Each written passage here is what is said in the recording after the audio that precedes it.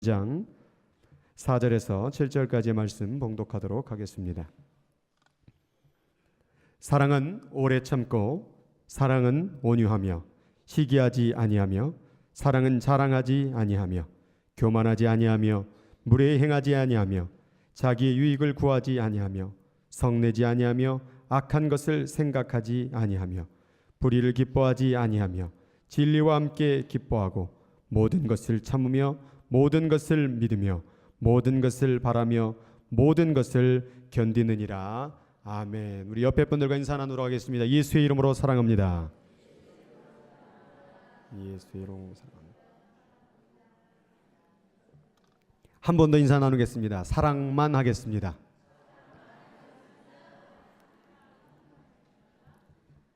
사랑만 하세요. 딴 거 하면요 계속 마음 아프고 신경 쓰이고 걱정하고 염려되고 그렇습니다. 사랑만 하면 기쁠 줄 믿습니다. 사랑만 하면 주님 가장 영광 받으실 줄 믿습니다. 그동안에 우리 말씀을 통해서 사랑은 무엇이라고 배웠습니까? 오래 참고, 한 번 참고, 아니요, 두 번 참고, 아니요, 사랑은 셀 수 없이 오래 참고입니다. 참는다라는 것은 내 손바닥에 그 자국, 못자국을 새기는 것이다. 희생하는 것이 사랑이라고 말씀을 드렸습니다. 입술만 립서비스라고 그러죠. 기분 좋게 해준다고 하는 그런 연인의 사랑에 속지 마십시오. 사랑을 하려면 자국이 필요한 거예요. 애를 키우려면 그 애들을 키우기 위한 어머니의 아버지의 자국이 있어야 아이가 자라나는 것입니다. 배우자를 사랑하기를 원합니까? 그 자국을. 또 여기 청년들 연애하기를 원합니까? 말을 잘하고 얼굴이 잘생기고 그런 사람에게 속지 마세요. 여러분을 사랑하기 위한 그 자국들을 확인할 때 그때 결혼하시기 바랍니다. 그렇게 사랑을 참다 보면은 우리 마음 가운데 온유라는 열매가 맺어진다고 말씀을 드렸습니다. 온유라는 원뜻은 야생동물이 주인을 만나서 훈련받아 연단받아질 때 만들어지는, 그렇게 순종되어지는 모습이 바로 온유라고 그랬습니다. 그러니까 사랑을 하기 위해서는 우리는 참으면 되는 거예요. 참고 또 참고 참다 보면 어느덧 온유한 마음이 나타나기 시작할 것입니다. 그리고 그 오래 참음과 온유의 마음을 이어가다 보면 어느덧 우리들 마음 가운데 유혹이 생기는데 그게 바로 시기하는 마음인 거예요. 나는 오래 참았는데, 나는 온유한 마음을 전해주었는데 왜 쟤는 나보다 더 행복해 보일까? 왜 쟤는 나보다 더 잘 사는 것일까? 그러한 시기의 마음에, 비교의 마음에, 결국 미움의 마음에, 관계의 포기로 될 수 있기 때문에 우리는 저 노란색의 사랑의 긍정적 단어와 또 부정적인 요소를 우리가 잘 살펴봐야 된다라는 거예요. 사랑은 무조건 참는 것만 되는 게 아니에요. 온유한 마음만 나타나되는 게 아니에요. 시기하지 말아야 될 부정적 요소도 있는 거예요. 그래서 우리들은 사랑을 할 때 해야 될 것이 있고 하지 말아야 될 것이 있는데, 하지 말아야 될 게 뭐냐? 시기하는 거, 비교하는 거예요. 네 남자, 내 여자, 뭐 그래서 자꾸 비교하겠죠. 옆집 친구. 그래서 요즘에 엄친아가 뭔지 아시죠? 네, 엄마 친구 아들, 그죠? 엄마 친구 아들, 있지도 않은 엄마 친구 아들을 꺼내가지고 자기 아들하고 비교하고, 있지도 않는 또 남편의 친구 또 누구 어땠더라 이렇게 비교하게 되면 결국 사랑할 수가 없게 되는 것입니다. 자, 시기의 마음이 일어나다 보니까는 우리들 마음 가운데 이제 무슨 마음이 일어나냐면, 내가 결단코 너에게 질 수 없다. 나도 좀 자랑할 게 있거든. 내 자식 자랑, 내 가진 지식 자랑, 내 가진 사업 자랑, 직업 자랑, 이렇게 자꾸 자랑하기 시작하는 것입니다. 그러한 자랑은 결국 소유를 내 것으로 만드는 교만의 마음으로 이어질 수가 있는 것입니다. 그래서 우리는 계속해서 이 사랑을 통하여서 참고 온유한 마음을 이어가되 하지 말아야 될 시기와 자랑은 내려놓으시기를 바랍니다. 오늘은 다섯 번째로 교만하지 아니하며. 여러분, 사랑은 교만하지 않는 것인 줄 믿습니다. 교만한 사람 봤습니까? 많아요? 그런데 참 재밌는 것은 자기에게 교만하다 말하면 상당히 기분 나빠합니다. 그리고 내가 교만한가? 이렇게 잘 모르는 사람이 많습니다. 그런데 재밌는 건 남의 교만은 잘 보시는 것 같아.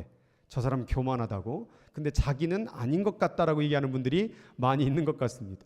교만이라는 게 뭘까요? 자기를 자랑하는 마음일까요? 뭐 뽐내는 마음일까요? 어떤 마음이 바로 교만일까요? 오늘 말씀을 통하여 성경에서 말하는 교만의 의미가 무엇인지를 깨닫기를 원합니다. 마태복음 15장 14절의 말씀해 보니까 맹인이 맹인을 인도하면 둘 다 구덩이에 빠진다는 말씀이 있습니다. 교만 그리고 맹인, 도대체 무슨 관계에 있는 걸까요? 맹인이라는 게 과연 무엇일까요? 그 맹인이라는 단어를 제가 찾아봤습니다. 그랬더니 티폴로스라는 원어인데 이게 바로 맹인이란 뜻이에요. 그런데 재미있는 것은 그 티폴로스의 유래를 보니까 티포라는 단어가 나오는데 그 동사가 바로 뭐냐? 연막을 치다 교만하다는 거예요. 교만하다는 성경적 의미는 뭐냐면 자기가 교만한지를 모르는 맹인 같은 사람을 교만이라고 얘기하는 거예요. 그래서 성경적인 교만은 하나님께서 모든 것을 다스리고 계시고 하나님께서 모든 것을 이끄시고 계시는데 그것을 모른 채 자기가 자기의 삶을 이끈 줄 착각하는 사람, 자기가 가진 것이 자기 것인 줄을 모르는 사람, 그것을 모르는 게 교만인 거예요. 하나님의 은혜를 모르는 게 교만인 거예요. 내가 누군지를 모르는 게 교만이에요. 그래서 우리는 이 맹인 같은 모습을 회개할 때의 교만이 내려지는 거예요. 뭐 그냥 세상에서 말하는 뽐내는 마음, 자랑하는 마음, 그런 게 교만의 본질적인 의미가 아니라 자기가 누구인지를 모르고 하나님이 누군지를 모르는 것, 그것이 바로 교만이라는 것입니다. 그래서 이사야 40장 15절의 말씀해 보니까 보라, 그에게는 열방이 통에 한 방울 물과 같고, 하나님 눈에는요 이 모든 나라, 이 모든 지구가요 한 통의 물방울과 같대요. 또 하나님의 눈에는 저울의 작은 티끌 같으며, 이 저울에 먼지 하나 오르면 몇 g이 오를까요? 우리의 인생이, 온 세계가 하나님 눈에는 먼지 하나 같은, 티끌 하나 같은 존재라는 거예요. 섬들은 떠오르는 먼지 같으니 그의 앞에는 모든 열방이 뭐라고 말했습니까? 아무것도 아니다라고 말하는 거예요. 그는 그들을 없는 것 같이, 빈 것 같이 여기시느니라. 사실 하나님이 우리를 볼 때에 우리는 아무것도 아니에요. 하나님이 우리를 볼 때는 저울 위에 올려진 먼지 같은 존재인 거예요. 그 구람이, 그 무게가 얼마나 될지 측량을 해봐야 의미가 없는 존재가 바로 우리라는 거예요. 2014년도에 나사 연구소에서 화성에 가서 사진을 찍기 시작을 했습니다. 그래서 화성에서 우리 지구를 찍었는데, 지구가 저 네모난 그 노란 박스 안에 있는 그 모양 보이시죠? 자, 얼마나게 보여요? 먼지같이 보이죠. 근데 사실 저건 확대한 그림이고요. 진짜 지구는 그 옆에 그 표시되어 있는 점이에요. 어디서 본 사진이냐면 화성에서. 그래도 우리가 가깝다고 느껴지는 화성에서 볼 때도 지구가 어떻게 보입니까? 먼지같이 보인다는 얘기예요. 그럼 그 먼지 안에 살고 있는 수많은 사람들, 그 먼지 같은 사람이 저기 보입니까? 그러니까 하나님의 눈으로 볼 때 이 모든 우주 만물을 창조하신 그 하나님의 눈으로 보면 우리 지구에 사는 사람, 바로 나라는 존재는 아무것도 아닌 거예요. 근데 그것을 모르는 게 교만이라는 거예요.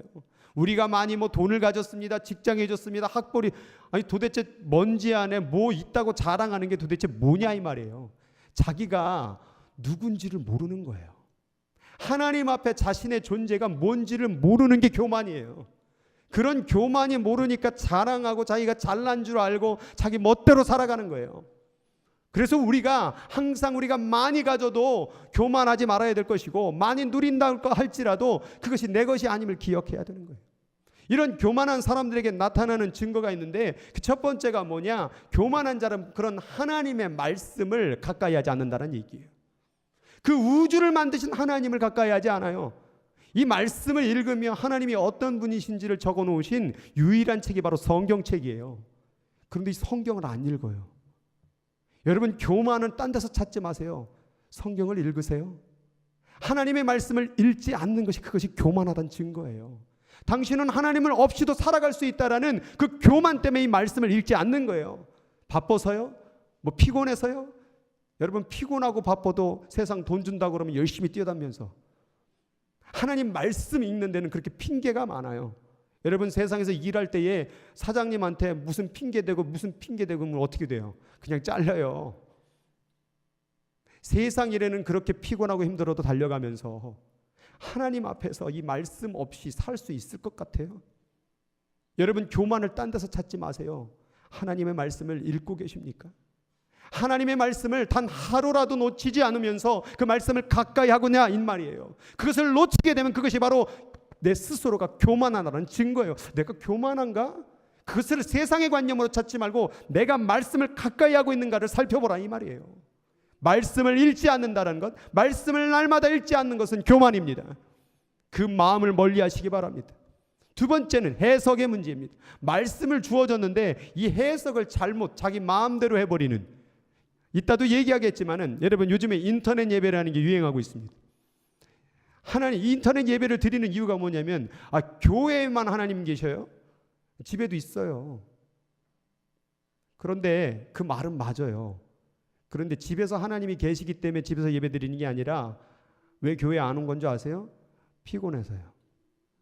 그리고 보기 싫은 사람 안 보고 싶어서요. 이유는 딴 데 있고 뭘 갖다 들이대는 거예요? 하나님의 말씀. 교회만 하나님 있어요? 집에도 하나님 있는데. 이러한 말씀의 잘못된 해석으로 자기가 행동 지침을 만들어내는 게 교만이라는 거예요. 말씀을 가지고 오늘날 많은 사람들이, 부재도 교만이지만 말씀을 자기 마음대로 편한 대로 해석하는 것도 교만이라는 것입니다. 그래서 아모스 8장 11절 말씀을 같이 읽도록 하겠습니다. 시작. 주 여호와의 말씀이니라. 보라, 날이 이를지라 내가 기근을 땅에 보내리니 양식이 없어 주림이 아니 물이 없어 기람이 아니요 여호와의 말씀을 듣지 못한. 이 땅 가운데 기근이 있는데 그 기근, 말씀이 없는 기근, 그것이 바로 교만이라는 거예요. 여러분 가운데 말씀이 없어서 여러분의 마음의 영혼이 지금 기근이 일어나고 있습니다. 육신의 배고픔 그렇게 참지도 못하면서 왜 말씀에 대한 기근에 대해서는 왜 이렇게 무시하고 사냐 이 말이에요. 그것은 교만입니다. 여러분, 아모스서 8장 11절의 말씀을 통하여 우리 안에 말씀의 기근이 없도록, 교만하지 않도록 우리는 정말 말씀을 가까이 해야 될 줄 믿습니다. 두 번째, 해석의 문제를 얘기했죠. 지금 이제 하나님의 언약궤에 대한 얘기가 나와요. 이 하나님의 언약궤를 이제 다윗이 이방 족속에게 뺏겼다가 다시 도로 찾는 장면이 바로 이 말씀인데, 근데 웃사가 갑자기 그 언약궤에 손을 대자마자 그 앞에서 죽는 모습을 보게 됩니다. 근데 많은 분들이 언약궤를 만지면 하나님이 죽는다고 말했다 해서 만져서 죽은 줄 알아요. 그런데 이것도요, 잘 살펴보면 말씀의 자의적 해석 때문에 이 벌을 받은 것을 우리가 알 수가 있어요. 뭐냐면은 이 언약궤를 옮길 때 보면 저 위에 흰색으로 써있는 말씀에 보면 하나님의 궤를 새 수레에 싣고라고 나왔어요. 수레를 끌었으니까 뭐예요? 거기 보니까 소들이 뛴다고 얘기했죠. 언약궤를 새 수레에다가 그리고 소로 말미암아 끌게 했다라는 거예요. 왜 그렇게 했을까요? 편하니까요. 그리고 자기 생각에는 이렇게 언약궤를 모시는 게 좀 더 하나님께 더 존중해드리고 더 좋게 해드리는 거라고 생각을 했기 때문에 이렇게 했다라는 얘기예요. 그런데 이 사건으로 이 웃사가 죽게 되자마자 그 다음에 다윗이 이 언약궤를 데리고 올 때는 어떻게 하냐면 언약궤를 어떻게 했대요? 즐거이 메고, 그리고 여호와의 언약궤를 맨 레위 사람들. 사실 원래 언약궤는 수레에 싣고 오는 것이 아니라 레위 사람들이 직접 어깨에 메고 가라고 말했는데 자기들이 자의적 해석으로 말미암아 언약궤를 뭐 이렇게 힘들게 그걸 메고 가, 수레에 실어, 그게 또 존중해 드리는 거야, 소로 끌게, 그게 더 편하지 않아? 이렇게 말씀을 자기 편한 상황 가운데 혹은 자기 마음대로 해석하는 것 때문에 이 교만이 웃사를 죽게 했다라는 거예요. 하나님의 일은 합니다. 교회 일은 합니다. 그런데 자기 마음대로 인터넷 예배를 드리고 그것이 하나님이 여기도 계시다고 합법화로 만들려고 하는 그 시도, 그 해석, 그것이 바로 우리를 교만하게 만든다는 거예요. 그래서 흔히들 그런 말을 합니다. 죄를 지어도 하나님이 용서해 주신다고. 왜냐하면 하나님은 사랑의 하나님이기 때문에. 근데 말씀이 그것만 있어요? 예수님 뭐라고 말했습니까? 회개하라, 천국이 말씀이요, 이 말씀도 있고 저 말씀이 있는데 회개하란 말씀은 뭐하고, 이건 불편하니까 힘드니까 그건 빼버리고 하나님이 사랑이니까 다 용서해 주실 거야, 이렇게 자기 마음대로 해석해버리는, 그게 교만이라는 거예요. 말씀을 잘 모르면 목회자들에게 물어보던가, 말씀을 잘 모르면 말씀을 더 아는 사람들에게 더 살펴보고 말씀이 이것이 맞는지 아닌지 확인하지 않은 채 자기의 삶의 평안한 대로, 자기 삶의 좋은 대로 이것을 바꿔버리는 거예요. 여러분, 그 해석이 교만이라는 거예요. 이러한 실수를 사울도 저지르게 됩니다. 사울이 아멜렉과 전쟁 가운데 그 전쟁에 있었던 그 소동물을 전부 다 태워버리고 죽여버리라고 합니다, 하나님이. 그런데 사울의 생각에는 거기에 있는 재물들 아까우니까 소하고 양들 좋은 건 남겨갖고 나중에 제사를 드리면 더 좋다라고 생각을 했던 거예요. 그래서 그것을 남깁니다. 이것도 자의적 해석이에요. 물론 좋죠. 여러분 생각에는 뭐 이렇게 해드리고 저렇게 해드리고 하나님 기뻐할 거라고 생각을 하지만 하나님이 그렇게 말씀 안 했어요. 여러분 생각에는 이 교회에 잘 될 것이라고 여러분 생각대로 막 하지만 여러분 기도하시면서 말씀 가운데 이 일을 하는 것이 정말 옳은지를 살펴봐야 될 것입니다. 말씀의 자의적 해석 때문에 교만이 일어나는 거예요. 말씀이 없는 것도 교만이지만 말씀을 자기 편한 대로 해석하는 것도 교만이라는 거예요. 사울은 이런 잘못된 해석 때문에 결국 이스라엘 왕으로부터 멸망당하게 되는 거예요. 우리들 가운데 말씀을 읽으시기 바랍니다. 읽고 하나님 안에서, 성령 안에서 제대로 된 해석을 가지고 말씀을 나아갈 때 우리는 교만을 물리칠 줄 믿습니다. 두 번째는 기도입니다. 기도하지 않는 것이 교만입니다. 요즘 왜 기도를 하지 않으세요? 그것은 기도하지 않아도 내가 살 수 있을 거라고 생각하는 교만 때문에 그런 거예요. 기도를 그렇게 많이 하지 않아도, 기도를 그렇게 간절하게 하지 않아도 나는 오늘 하루 살아낼 수 있어. 여러분 주기도문 가운데에서 그런 주기도문의 내용이 있죠. 오늘날 우리에게 일용할 양식을 주옵시고. 제가 늘상 이것이 나오게 되면 항상 제 딸 첫째 예주 간증을 합니다. 어느 날 5살쯤이었던 것 같아요. 밥 먹기 전에 기도하라고 그랬더니 손을 이렇게 모으더니 하나님 아버지 감사합니다 하고 막 우는 거예요. 그래서 야, 왜 우냐? 밥이 너무 맛있고 이걸 주셔서 너무 감사해서요. 저는 그때 그 모습을 보고선 야, 식사 기도하면서도 눈물을 흘며 기도하네. 전 여지껏 살면서 밥 앞에서 눈물을 흘며 감사도 기도한 적이 없었거든요. 기도를 안 하는 것도 교만이지만 기도를 하는데 간절함, 진실함이 없는 기도를 드리는 것도 교만입니다. 오늘도 우리는 기도를 합니다. 나름대로 합니다. 밥 먹기 전에 기도를 합니다. 새벽 기도도 하고 나름대로 자기 전에 기도도 합니다. 근데 간절함은 없어요. 형식적으로 습관적으로 그냥. 이것도 교만이라는. 왜 그렇게 간절함이 없을까요? 이렇게 그냥 대충 기도해도 그냥 뭐 먹고 살 텐데 뭘. 밥 먹기 전에 뭘 그렇게 간절히 기도해. 그냥 고개만 깜빡하면 되지. 눈만 깜빡하면 되지. 뭐 식기도를 뭐. 한번 어떤 청년은 저랑 식사를 하는데 이래더라 갑자기. 뭐하냐? 한번 기도했습니다. 이렇게 숨겨 식당에서 창피하니까. 여러분 기도해야 될 줄 믿습니다. 성경 말씀에 이스라엘의 교만이 뭐냐면 뒤에 보니까 여호와께로 돌아오지도 아니하며 구하지도 않는 게 교만이래요. 그게 얼굴에 드러났대요. 우리들 가운데 기도가 점점점 줄어들고 기도의 마음이 사라지고 기도의 시간이 없어진다는 것, 그것이 결국 교만의 싹이 자라나고 있다는 걸 여러분 알아야 돼요. 여러분 왜 기도를 요즘 가운데 점점점 줄어듭니까? 여러분 스스로에게 물어보십시오. 기도 시간이 있는데 왜 간절함은 사라졌습니까?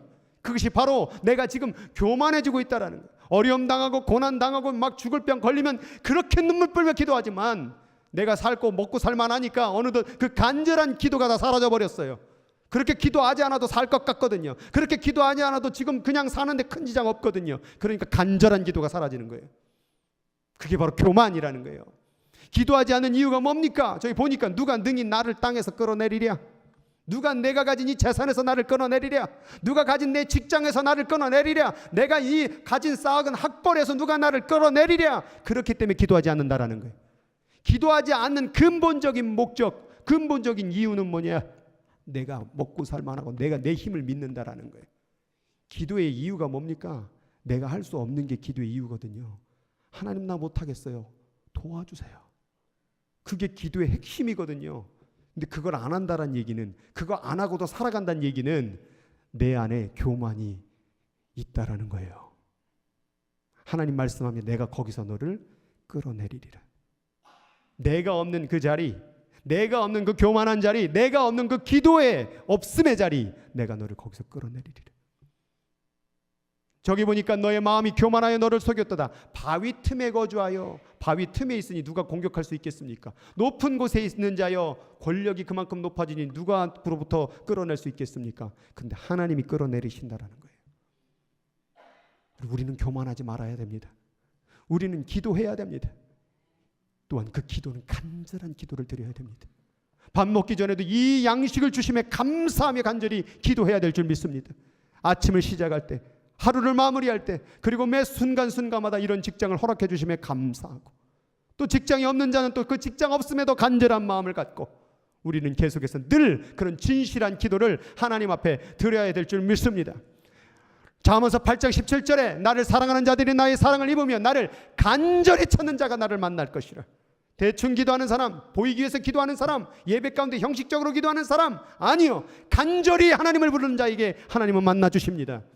여러분, 사랑을 할 때도요, 간절히 상대방을 원할 때 허락해 주는 거지, 뭐 만나면 말고 안 만나면 마세요. 그러면 안 만납니다. 기분 나쁘고 누가 만나겠습니까? 저도 연애를 해봤지만 당신 없으면 안 됩니다. 죽을 것 같습니다. 그래야 여자가 불쌍해서 만나주지. 뭐 만나려면 만나고 안 만나면 말읍시다 뭐. 그러면 안 만나줍니다. 지난번도 얘기했지만 3번만 만나드리겠습니다. 제 아내가 그러잖아요. 기분 나빠가지고 제가 그때, 그런데 제가 어떻게 했겠습니까?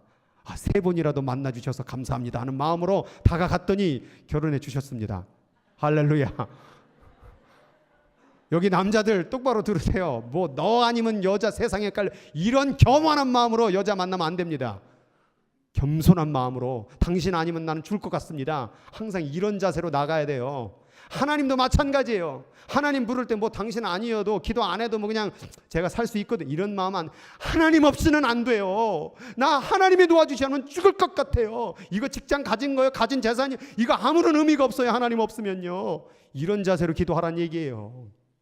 그래서 마태복음 5장 6절에 의에 줄이고 목마른 자, 줄인다라는 것은 며칠을 굶은 거예요. 목마른 자는 며칠을 물을 못 먹은 거예요. 이런 마음으로 하나님을 찾는 자에게 복이 있다라고 말하고 있는 것이지, 바리새인처럼 외식적으로 기도하는 자들에게는, 교만한 자들에게는 하나님 그 기도 들을 수도 없고, 그냥 죄가 되는 거예요. 그 기도 자체가.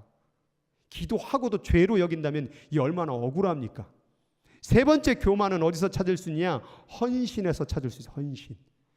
헌신 뭐냐? 첫 번째는 모임. 히브리서 말씀에 보면 같이 읽어볼까요? 시작. 모이기를 패하는 어떤 사람들의 습관과 같이 하지 말고 오직 권하여 그날이 가까움을 볼수록 더욱 인터넷 예배, 이게 바로 교만의 증거입니다. 여러분, 성경은 모이라고 그랬지 자기 혼자 따로따로 예배 드리라고 하지 않았어요. 인터넷 예배가 가능한 분들이 있어요. 몸에 거동이, 움직이기 힘든 분들, 도저히 예배 가운데 나갈 수가 없는 분들, 또 이 치안과 또 이런 범죄를 막기 위해서 경찰관이나 소방관들, 그런 분들은 어쩔 수 없는 상황에서 그럴 수 없죠. 인터넷 예배를 드릴 수밖에 없죠. 그런데 나가려면 뭐 찍어 발라야 되고 뭐 화장되고 귀찮으니까, 혹은 그 교회 가면 누구 인간 때문에 내가 꼴보기 싫어갖고, 그것은 말씀을 자의적으로 해석한 거잖아요. 여러분, 하나님도 알고 여러분도 아는데 그 중심을 아시잖아요. 인터넷 예배를 드리는 이유가. 하나님은 모이기라고 그랬어요. 모이라고. 모이기를 패한다라는 것은 결국 뭐냐? 이 말씀에 보면요, 교회를 뭐라고 말했냐면 그리스도께서 교회에 뭐가 된대요? 머리라고 말했어요. 그리고 이 몸과 같으니 그가 바로 몸에, 우리가 몸이거든요. 그러니까 우리의 머리가 예수 그리스도고 그가 주인이란 얘기예요. 그러면 우리가 모이지 않게 되면 이게 뭐냐? 그것은 더 이상 예수 그리스도를 무시하는 행위요, 교회를 무시하는 행위라는 거예요. 미국이 지금 크리스천입니까? 라고 물어 설문조사를 했더니 90%가 넘게 크리스천이래요. 근데 교회는 다니십니까? 그랬더니 25% 미만이 교회를 안 간대요. 그러니까 나머지 75%가 25% 미만만 교회를 간대요. 여러분, 이게 교회가 아니에요. 건물이. 여기 모인 여러분들이 교회예요. 그럼 우리가 안 모이면 이 건물은 뭐냐? 이건 더 이상 교회가 아니게 되는 거예요. 그럼 여러분들이 자꾸 인터넷 예배 드린다, 안 모인다, 자꾸 이렇게 되면 교회가 없어지는 거예요. 그 결과 지금 미국의 교회들이 다 팔리고 있어요. 제가 맨하탄에서 사역하고 있었을 때 우리 옆 교회가 있었습니다. 그 교회가 점점 안 모이기 시작하니까 교회가 나이트클럽으로 팔렸어요. 근데 미국 법에 히스토리컬 건물은 그걸 고칠 수가 없어요. 그러니까 겉모양은 교회인데 들어가면 나이트클럽인 거예요. 겉모양은 교회인데 신발 가게가 돼버리는 데가 많아요. 왜? 안 모이니까. 모이지 않는다는 그 중심이 교만이라는 거예요. 여러분, 모일 수 있을 때 모이시기 바랍니다. 우리가 왜 예배 시간, 이 시간을 왜 정했습니까? 수요일을 왜 정했습니까? 새벽을 왜? 이것이 교회 되게 하기 위해서 모이는 거예요. 우리가 이 자리에 모임으로 말미암아 오늘 교회가 이루어진 것입니다. 에베소서 5장 25절에 그리스도께서 이 교회를 사랑하시고 얼만큼 사랑하셨어요? 자신을 주심같이 핏값을 뿌려 세워진 것이 교회입니다. 근데 그 핏값을 세워진 그 모임, 그 공동체에 모이지 않는다면 주님의 핏값을 무시하는 것이고 교만이 되는 거예요. 피곤하다 안 모여, 일이 있어서 안 모여, 점점 안 모이는 시대가 올 때마다 우리 교회는 점점 모이기에 힘쓰는 교회가 되길 바랍니다. 우리 청년들 중에서는요, 저 산타로사 저 멀리에서 오는, 토요일도 오고 주일도 오는, 1시간이 넘게 운전해서 오는 친구도 있어요. 수요일이 되니까 요즘엔 수요 예배 오기 위해서 저 월러크릭 거기서도 오시는 분들이 계시더라고요. 왜요? 그 먼 데서 왜 오는 걸까요? 교회를 이루기 위해서. 이것이 진짜 그리스도의 몸됨을 인정하기 위해서 우리가 모이는 것입니다. 여러분, 그 모임에 멀리하지 마시기 바랍니다. 모여서 진정한 하나님의 교회를 이루는 우리 모두가 되기를 축복합니다. 두 번째는 양육입니다. 이 안디옥 교회가 세워졌을 때 바울이 1년간 모여 있어 큰 무리를 가르쳤습니다. 가르치고 양육한 다음에 비로소 뭐라고 불렀습니까? 그리스도인이라 불렀더라. 여러분, 교회 안에서 교육을 제공합니다. 우리 교회도 멤버십 교육이 있고 또 수요일 날도 그 교육을 하고 새벽 때마다 다 이게 교육 아닙니까? 그런데 교만한 사람들은 이 교육을 무시해요. 나도 다 알지 뭘 그걸. 한두 번 한 것도 아니야. 여러분, 겸손한 자는 자꾸 배우기를 원합니다. 겸손한 자는 자꾸 그 배우는 데 힘쓰는 거예요. 교회에서 이러한 양육 프로그램과 교육의 프로그램을 제공할 때에 거기에 모이기 힘쓰길 바랍니다.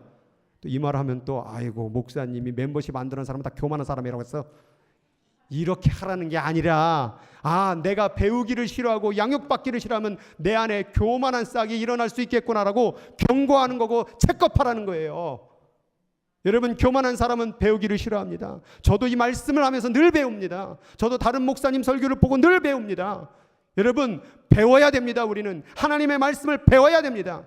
이 목사의 기능이 뭡니까? 여러분들에게 하나님의 말씀을 올바른 해석으로 가르쳐야 될 의무가 있는 것이고, 여러분들은 그런 겸손한 마음으로 들어야 될 의무가 있는 거예요. 그 교육에 대한, 양육에 대한 모임이 활발히 이루어질 때 그것이 겸손한 마음으로 이끌어가는 것이고, 나도 다 알지 뭘 이런 식으로 나가게 되면 그것이 교만의 싹을 자랄 수 있다는 걸 우리는 알아야 되는 거예요. 그래서 왜 헌신이냐? 아까 모일 때 뭘 갖고 와야 돼요? 몸을 갖고 와야 되잖아요. 그러니까 헌신이에요. 그게 교육을 받을 때 여러분의 몸을 데리고 와야 되잖아요. 그게 헌신이에요. 몸을 드리는 거예요. 그게 내 육신을 하나님께 모이는데, 예배 시간에 혹은 배우는데 드리지 않고 그 몸을 지금 어디다 쓰고 있습니까? 그 시간에 뭐 하셨어요? 자기 편하게 해주려고 자기 육신을 위해서 살아가잖아요. 그게 왜 그럴까요? 이 육신이 자기 것이라고 생각하기 때문에, 그 교만 때문에 우리가 그 모임의 자리에 함께하지 않았다라는 거예요. 여러분, 주일 예배가 뭔지 아세요? 주일 예배가 바로 시간이 내게 아니라 하나님 것임을 인정하는 게 주일 예배예요. 이 예배를 드리면 복을 받고, 이 예배를 빠지면 내가 지옥 안 가고 천국 가고, 이런 의미가 아니라 본질적인 의미. 왜 7일에 한 번은 꼭 드리라고 하느냐? 왜 1년에 한 번 드리죠? 왜 이렇게 7일에 한 번씩 모이는 거예요? 내 생명의 일주일의 삶이 내 것이 아니라 하나님의 것입니다라고 인정하기 위해서 그걸 드리는 거예요.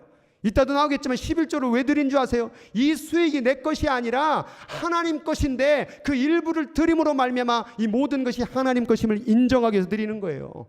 돈도 시간도 다 하나님 것입니다. 그래서 주일 예배 헌물을 드리는 것이잖아요. 마찬가지로 이 교육하는 것, 말씀을 가르치는 자리를 멀리하지 마시기 바랍니다. 이번 탐에 못 들어오신 분들 다음에 꼭 들어오시기 바랍니다. 제가 기다리고 있겠습니다. 베드로전서 4장 10절에서 11절 가운데 보니까 그 다음에 나오는 게 뭐냐? 봉사하라는 거예요. 선한 성지기로 봉사하라. 그런데 봉사하는 사람은 저기 보니까 뭐라고 나왔어요? 누가 봉사하려면 하나님이 공급하시는 힘으로 하는 것 같이. 근데 봉사하는 사람들이 누구 힘으로 해요? 그래놓고 뭐라고 말해요? 야, 이거 내가 이거 청소하는지 얼마나 힘들었는 줄 알아? 자기 힘으로 봉사하는 거 말고 하나님의 힘으로, 하나님이 공급하시는 것 같이 하라. 왜요? 하나님의 영광을 받으시기 위해서. 여러분, 여러분이 교만한지 아닌지를 살펴보는 것, 여러분 가운데 봉사함이 있습니까? 그 봉사의 헌신이 없다고 한다면, 예배만 오는데 그냥 확 가버리게 된다면, 여러분 몸이 솔직히 말하면 일주일간 뭘 위해서 썼습니까? 다 돈 버는데 쓰잖아요. 뭐 여기 학생들 공부하는데 공부해갖고 나중에 돈 벌 거잖아요. 다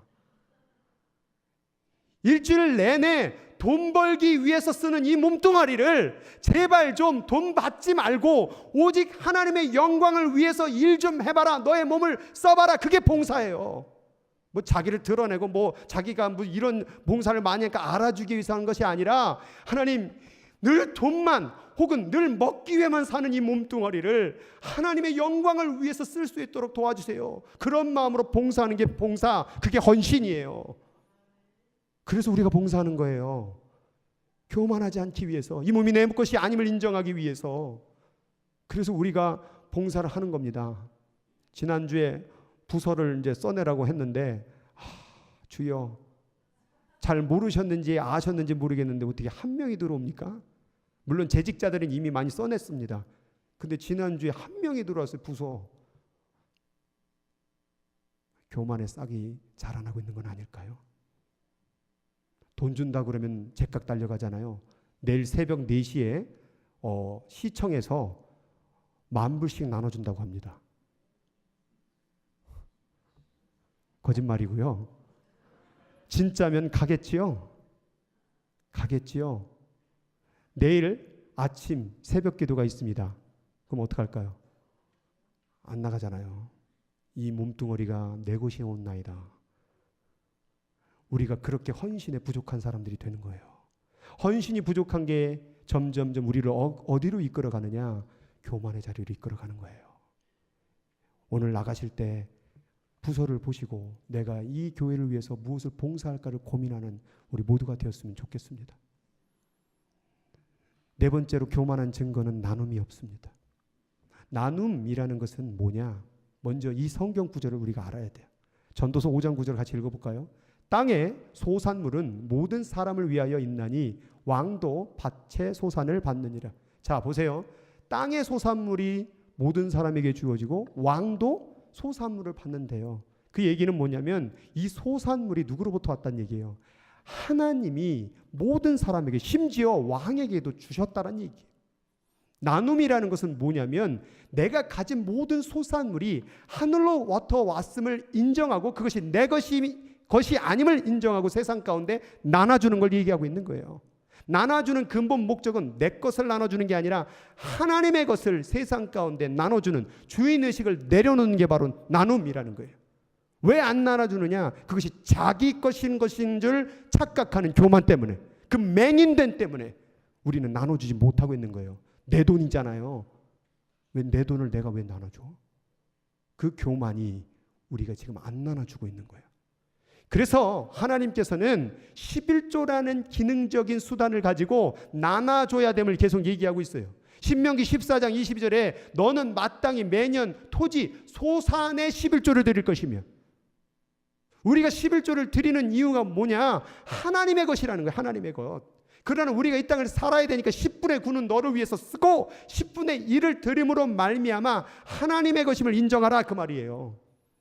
그리고 왜 합분의 10분의 1입니까? 10분의 0.1은 안 됩니까? 그럴 수도 있어요. 그런데 사람들이 1000불을 벌어놓고 1센트 내면서 이게 다 1000불이 다 하나님의 것입니다. 이런 마음 자세의 변형을 막기 위해서 10%라는 것을 정해준 거, 형식을. 그래서 우리들의 마음 가운데서 11조를 드림으로 말미암아 이것이 내 돈이 아니었군지를 확인해야 되는 거예요. 그것을 내려놓는 순간, 헌물이 사라지는 순간 무슨 일이 발생되냐면 이 돈이 내 것이구나라고 착각하는 교만이 자라나는 거예요. 그래서 레위기 27장 30절에 그 땅의 10분의 1, 곧 그 땅의 곡식이나 나무의 열매는 그 10분의 1은 누구 것이니? 여호와의 것임을 아는 것이, 여호와의 것임을 인정하는 것이 헌물입니다. 헌물. 복받기 위해서 드리는 게 아니라 여호와의 것이다. 다 여호와의 것이다. 복도 뭐예요? 여호와의 것을 받는 거잖아요. 그러니까 받은 것을 돌려드리는 거예요. 그러면 교회는 그 11조를 받아서 뭘 해먹냐? 헌금을 받아서 뭘 하느냐? 신명기 26장 12절 시작. 11조는 드리는 해에 내 모든 소산의 11조 내기를 마친 후에 그것을 레위인과 객과 고아와 과부에게 주어 내 성읍 안에서 먹고 배부르게 하라. 교회의 헌금은 가지고 뭐 하는 것이냐? 세상에 죽어가는 생명들을 살리는 데 써야 된다, 그 말을 하고 있는 거예요. 교회가 교만하면 세상을 살리는 데 헌금을 쓰지 않습니다. 그것이 교회 돈인 줄, 자기 것인 줄 착각하기 때문에. 마찬가지로 한 개인이 자기가 교만하게 되면 그 돈이 자기 것인 줄 생각하고 세상에 객과 과부와 고아를 위하여 쓰는 돈이 없다라는 거예요. 여러분의 지금 가계부를 한번 점검해 보세요. 뭐 렌트비 나가고 자동차비 나가고 다 하는데 객과 고아와 과부에 대한 분할이 있냐 이 말이에요. 그게 왜 없는 줄 아세요? 교만해서 그런 거예요. 자기 돈이라고 착각하는 거예요. 여러분들이 하나님의 것임을 인정하며 그 헌물을 드릴 때에 교회는 겸손한 마음으로 세상을 위해서 써야 될 줄 믿습니다. 만약 교회가 하나님의 헌금을 가지고 세상을 살리는 데 쓰지 않는다면 그것은 더 이상 교회가 아닙니다. 교회는 세상의 생명을 살려내는 데 헌금을 써야 됩니다. 제가 누차 얘기하지만 하나님은 여러분이 드렸던 헌금 단 1센트도 쓰지 않았습니다. 다 우리를 위해서 쓰라고 다 주셨지. 그래서 제가 사실 우리 교회의 재정 구조를 보면요, 지금 사실 저기 보면 11조를 갖고 레위인, 지금 사역자들이잖아요. 사역자 주고 객과 고아 과부를 위해서 쓰라고 그랬잖아요. 근데 이번에 또 예산을 좀 더 무리하게 좀 애를 쓰고 있어요. 지금 주보에 보면 선교지 나와 있지만 지금 이 액수가 우리 교회에서 나올 수 있는 형편이 안 돼요. 지금 전 소망이 우리 교회가 50% 이상이 다 구제와 선교에 다 썼으면 좋겠어요. 근데 그렇게 되면은 목회자도 지금 살 수가 없고 이 교회 운영도 못해요. 지금 헌금이요, 우리 교회 그냥 운영하는데 거기에 그냥 그 경계선에 있는 거예요. 그런데 조금이라도 더 애쓰려고 노력하고 있는데 그게 힘든 거예요. 헌금을 많이 드려서 복받고 뭐하고 그거 다 내려놓고 저는 오직 그냥 하나님의 영광 위해서, 교회가 교만하지 않고 하나님의 영광을 위해서 쓰여지는 헌금 되기를 원하고, 여러분 드리는 자세가 이 헌금이, 이 교회의 헌금이 어디다 쓰냐 이런 눈초리가 아니라 정말 세상을 살리는 데 쓰기를 원하는 마음으로 헌금하셨으면 좋겠어요. 그럴 때 그게 진짜 교회 아닙니까? 교회는 재정 가지고 교만하면 안 돼요. 교회는 늘 겸손해야 돼요. 이게 다 하나님의 것임을 인정하고, 이거 누구 한 개인의 소유도 아니고 어떤 한 사람이 주동적으로 이끌어가는 것도 아니고 오직 하나님의 영광을 위하여 쓰여야 될 재산이고 재물일 줄 믿습니다. 그 돈을 잘 쓰는 게 그게 바로 겸손한 거예요. 에스겔 16장 49절 너무나 중요한 말씀입니다. 한번 읽어보겠습니다. 시작. 네, 아우 소돔의 죄악은 이러하니 그와 그의 딸들에게 교만과 음식물의 풍족함과 태평함이 있으며 또 그가 가난하고 궁핍한 자를, 소돔의 죄악이 뭐냐면 음식의 풍족함과 태평함을 가지고도 도와주지 않는 게 죄악이었다라는 거예요. 교만해진 거죠.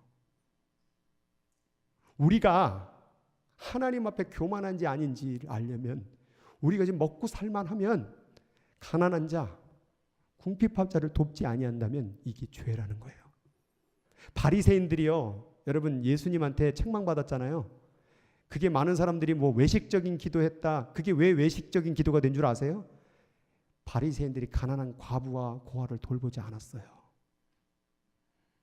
그들의 기도가 잘못된 게 아니라, 그들의 행위가 잘못된 게 아니라 가난한 자, 죽어가는 자를 아무도 돌보지 않고 그들은 죽든지 말든지 그러니까 사도행전에 보니까 성전 미문에 누가 있었더라? 앉은뱅이가 있었는데 거기 1년 있었겠어요? 수년 동안인데 아무도 그 앉은뱅이를 도와주지 않았던 거예요. 오늘날의 죄악이 뭐냐? 뭐 거짓말하고 뭐하고 그런 죄보다도 내가 가졌음에도 불구하고 이것이 내 것인 줄 착각하고 교만하여서 세상을 죽어가는 사람을 도와주지 않는 게 죄악이고 교만이에요.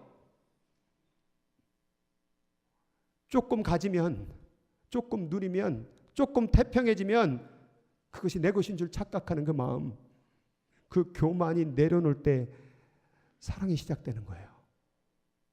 옆 사람이 배고파해요. 옆 사람이 가난해서 힘들어해요. 교만이 뭐냐? 그를 도와주지 모르는 거예요. 죽든지 말든지 배고프든지 말든지 그게 교만이라는 거예요. 그래서 우리는 우리 가진 재물에 대해서 늘 고민해야 되고 어떻게 써야 될지를 늘 기도해야 되며 겸손의 자리로 이 물질에서 찾아야 될 줄 믿습니다. 오늘날 교만이 찾아옵니다. 말씀을 가까이 하지 않는 가운데 교만이 찾아옵니다. 또한 말씀을 읽었는데 자기 마음대로 형편대로 바꿔버리는 자의적 해석 때문에 교만이 찾아옵니다. 오늘날 교만이 찾아오는데 기도하지 않아서 찾아옵니다. 그런데 그 기도가 남들에게 보이기 위한 외식적인 가식적인 기도를 드리기 때문에 교만이 찾아옵니다. 오늘날 헌신이 없어서 교만이 찾아옵니다. 모이기를 무시하고 훈련 받는 걸 무시하고 섬기는 걸 하지 않는 그 교만이 바로 여러분 몸뚱아리가 세상 돈 버는 데만 쓰는 그 교만으로 자라나고 있다는 사실이에요. 오늘날 교만은 나누지 않기 때문에 찾아오는 거예요. 이 소유가 다 내 것이니 뭐하러 나눠주느냐? 난 내 것만 갖겠다, 나만 갖겠다. 이런 교만이 결국 우리들의 마음 가운데 점점 패망의 길로 가고 있다는 사실을 기억해야 됩니다. 잠언서 16장 18절 교만은 패망의 선봉이다. 선봉이라는 말은 맨 앞열에 쓰는 거예요. 제가 전경부대였어요. 선봉부대였어요. 제가 선봉부대는 맨 대모 맞는 쇠파이프와 병을 들고 오는 돌을 들고 오는 맨 앞으로 나가는 부대가 선봉부대예요. 교만은 망하는데 매일 선봉 1등이니라. 거만한 마음은 넘어짐 실패의 앞잡이가 되는 일이에요.